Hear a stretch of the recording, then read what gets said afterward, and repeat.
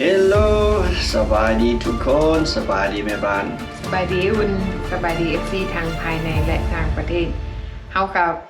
พักเรื่องฮ้อนๆน้อยอุ่นเนาะเขาเว้าเรื่องเย็นๆเนาะเพราะว่ามันฮ้อนแต่ว่าเรื่องเย็นก็ยังเกี่ยวกับความฮ้อนคือเก่าบ่มีปัญหาเฮามีแนวแก้แม่นบ่ถึงแม่นเฮาฮ้อนตัวเฮาฮ้อนเฮามีแนวแก้โอ้และประหยัดไฟบ่ได้เสียค่าไฟอีกพุ่นน่ะแม่นมาฟังทางนี้พี่น้องเฮามียุคประหยัดสำหรับโซล่าพัดลมเนาะแม่นเฮาบ่ได้สูบไฟฟ้าเฮาบ่ได้เสียค่าฟืนค่าไฟอิหยังแม่บ้านอธิบายให้เลยว่ามีหยังแด่มื้อนี้พี่น้องเนื่องจากว่าปัจจุบันนี้เนาะอยู่ทางบ้านเฮาก็คือพี่น้อง FC หรือว่าพี่น้องลาวเฮาอยู่ที่ประเทศลาวตอนนี้กำลังอยู่ในช่วงภาวะไฟฟ้ามอดไฟฟ้าดับเนื่องจากว่าเข้าสู่ช่วงฤดูร้อนแล้วเนาะเพราะว่าไฟฟ้าก็จะดับเป็นโซนหรือว่าเป็นขอบเขตบ้านแต่ละเมืองไฟฟ้าก็จะดับเนาะเนื่องจากว่าคนใช้กระแสไฟฟ้าหลายเพื่อความปลอดภัยเนาะเจ้าหน้าที่เพิ่นอาจจะดับไฟฟ้าเพื่อย่านมันเกิดฟืนไฟย่านเกิดอัคคีภัยเนาะย่านเกิดไฟไหม้อยู่อเมริกาคือกันจื้อได้บ่ตอนช่วงสโนว์มาแม่น Black Out คือว่าอยู่อเมริกาเขาเจ้าห้อง Black Out เนาะก็จะปิดไฟเป็นโซนเป็นชั่วโมง2ชั่วโมงบ่ซี่นะแม่นแต่ว่าเฮามีแนวให้พี่น้องแก้ปัญหานี้แม่นเนาะเฮาสามารถลดพรปัญหานี้ได้เนื่องจากว่าไฟฟ้ามอดอันนี้แม่นเฮามีพัดลมโซลาร์เซลล์มานำเสนอเนาะเนื่องจากว่ามันเหมาะสำหรับมีไว้ติดบ้านเพราะว่าอากาศร้อนบางทีไฟฟ้าดับตอนกลางคืนมันอาจจะรบกวนในการนอนเนาะผู้ใดมีลูกน้อยผู้ใดมีผู้เฒ่าหรือว่าผู้สูงอายุติดบ้านหรือว่ามีผู้ป่วยติดเตียงเฮาควรมีพัดลมโซลาร์เซลล์ไว้เพื่อยามฉุกเฉินยามจำเป็นหรือไฟฟ้าบ่หมดเฮาก็สามารถใช้ได้เพราะว่าเพื่อประหยัดพลังงานค่าไฟฟ้ามันก็อาจจะสูงขึ้นเพราะว่าในช่วงนี้เป็นช่วงหน้าร้อนนั่งอยู่ละล่าก็ร้อนนอนอยู่ก็ร้อนเนาะเพราะว่าเฮาต้องอยู่ในโฮมและอีกอย่างหนึ่งเฮาควรหลีกเลี่ยงแสงแดดในยามมื้อสวยเนื่องจากว่าเฮามีความเสี่ยงการเป็นheat stroke เนาะแม่น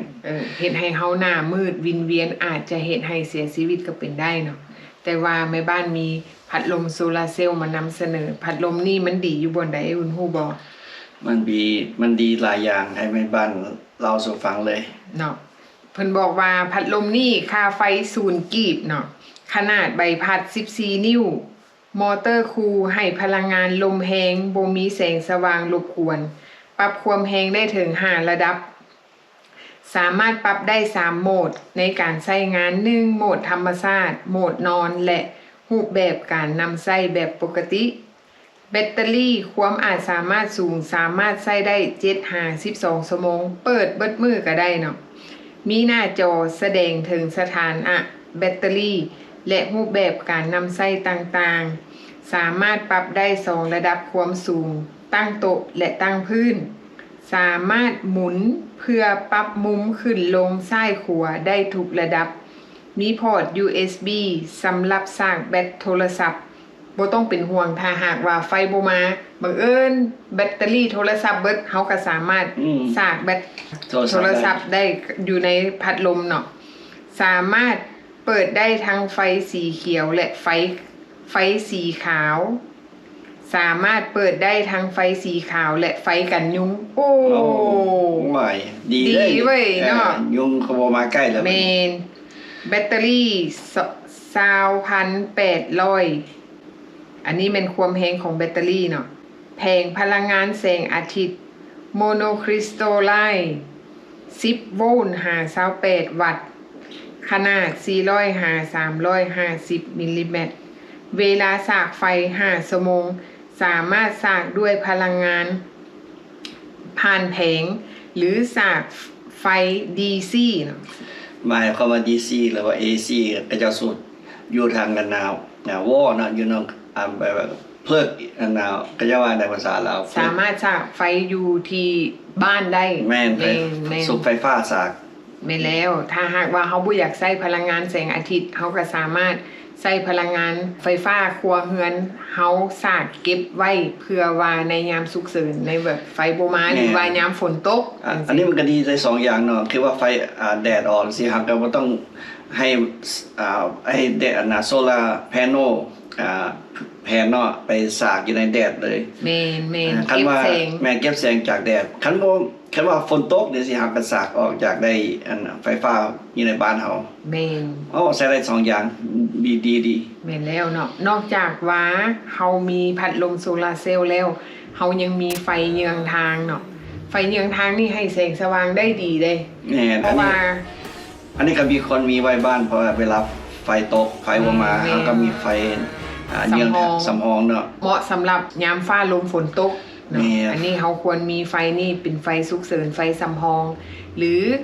ถ้าหากว่าโฮมบ้านผู้ใดเนาะเมื่อการรับเหมาติดตั้งหัวมันเงียบสงบเกินไปค่อยเลยหาเรื่องเปิดร้านขายดอกไฟโซลาร์เซลล์ปกติค่อยเป็นผู้รับเหมาติดตั้งหัวแบบนี้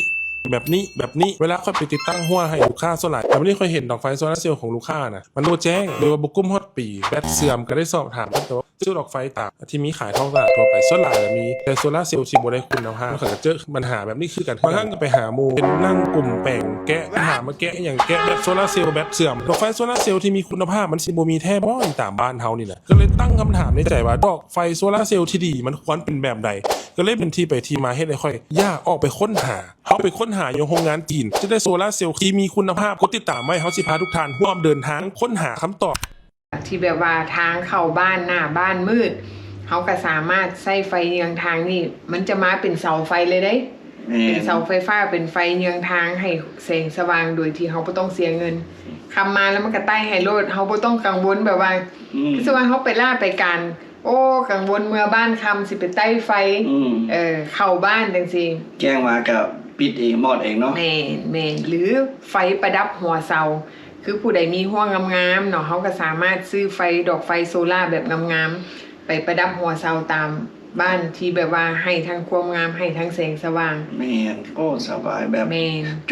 จรก็บ่กล้าเข้ามาบ้านเฮาไฟแสงสว่างอ้อมบ้านเฮาเนาะแม่นแล้วใช้แสงแดดให้เป็นประโยชน์เพราะว่ายุคนี้แม่นยุคที่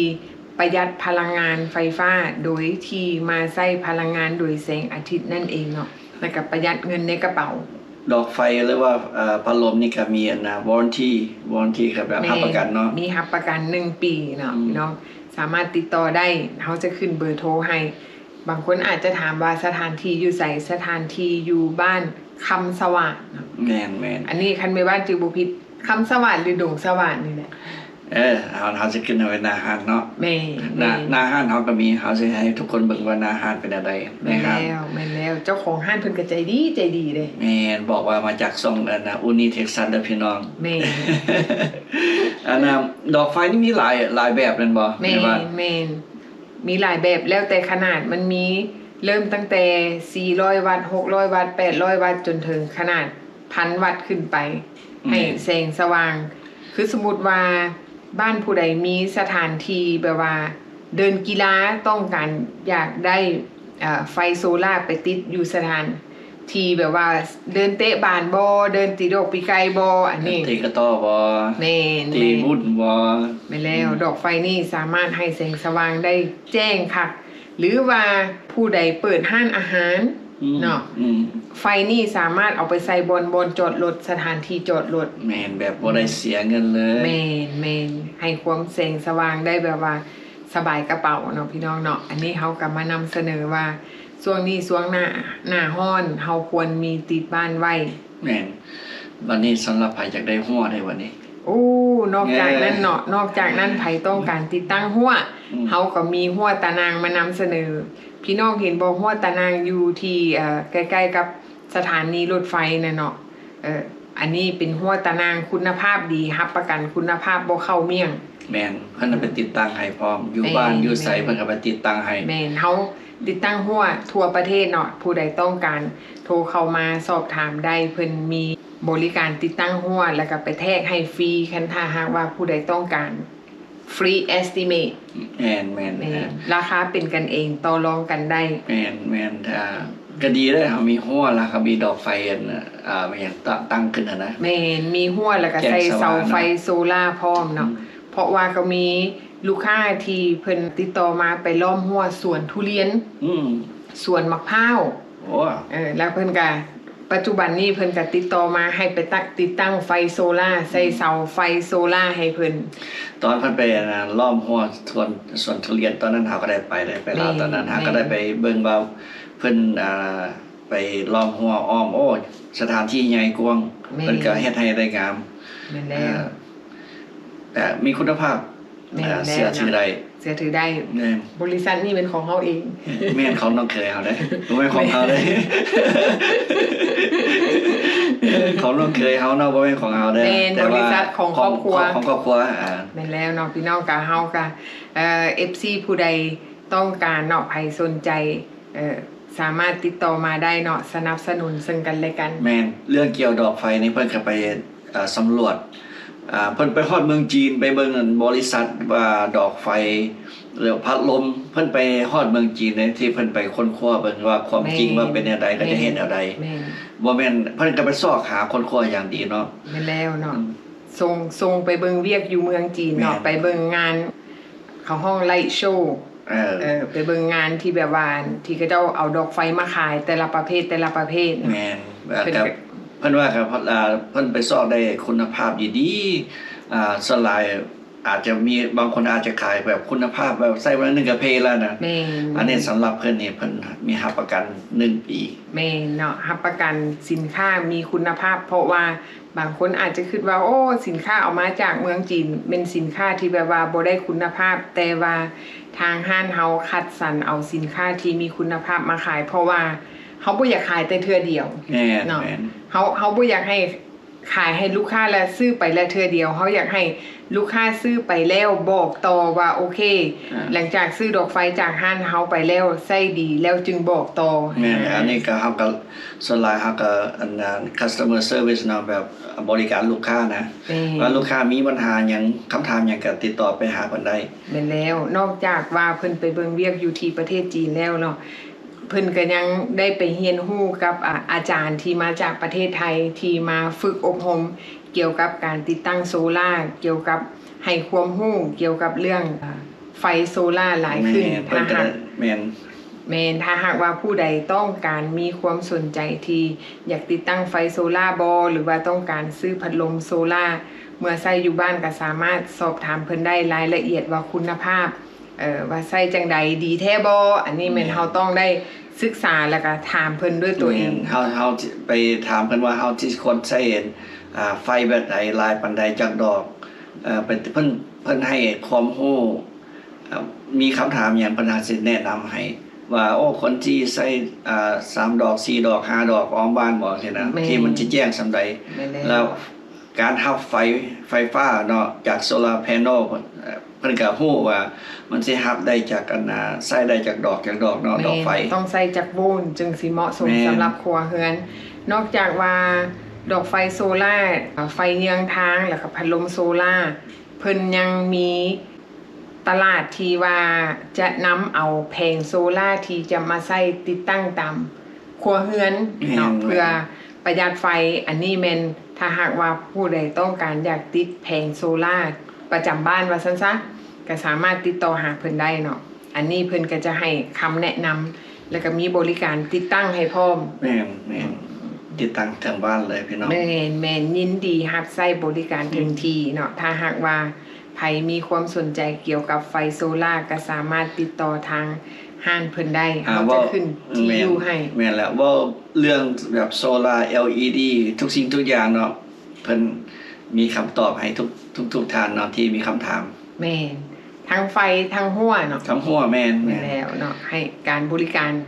ถือว่าแม่นบริการแบบครอบครัวแม่นทุกสิ่งทุกอย่างก็ติดต่อมาเนาะพี่น้องเนาะแม่เนาะโอเคถ้าหากว่าผู้ใดสนใจก็ติดต่อมาเด้อแล้วก็คอมเมนต์มาเนาะว่าผู้ใดมีความสนใจแบบใดเฮาก็จะแนะนำให้แม่นโอเคพอกันใหม่เนาะพี่น้องเนาะอันนี้ก็เป็นอีกคลิปนึงที่เฮามานำเสนอเกี่ยวกับการแก้ไขปัญหาเกี่ยวกับเรื่องไฟฟ้าบ่มาเนาะแล้วก็ประหยัดเงินในกระเป๋าโอเคพอกันใหม่คลิปหน้าเนาะพี่น้องถ้าหากว่ามีอย่างดีๆเฮาจะมาเล่าให้ฟังเนาะบ๊ายบาย